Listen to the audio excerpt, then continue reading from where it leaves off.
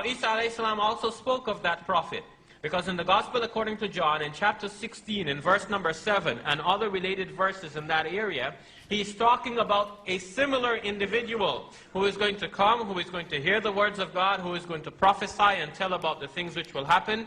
He's obviously referring to the same individual that was spoken about in the Jewish scriptures, that prophet like Moses. All right, now, it's very common for Muslims to appeal to John 14 through 16 and say that the Comforter is Muhammad. And by the way, blasphemy doesn't get any more severe than this from a Christian perspective. You start messing around with the Holy Spirit. You look in these passages, it's clearly referring to the Holy Spirit. And when you start saying, oh, that's Muhammad, well, then you're telling me Muhammad is the Holy Spirit, and you are committing some horrible blasphemy right there. But you can look at our entire response to Zakir Naik, who uses a similar passage. Notice, Shabir only gave one verse. He gave one verse.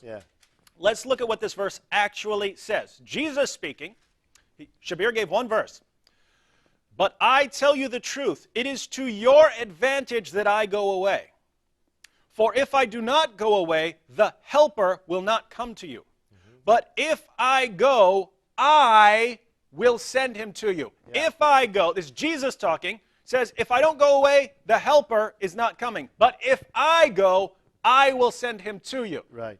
Now, did Jesus Pastor send Joseph, Muhammad? who sent Muhammad according to Islam? Allah called him. Allah sent Muhammad as a prophet. But according to this passage, Muslims want to say that the Helper is Muhammad. Wait a minute. The Helper is sent by Jesus. Jesus sends the Helper. So, Pastor Joseph, if the Helper is sent by Jesus, and Muhammad is sent by Allah, and Muhammad is the Helper, who does that make Jesus?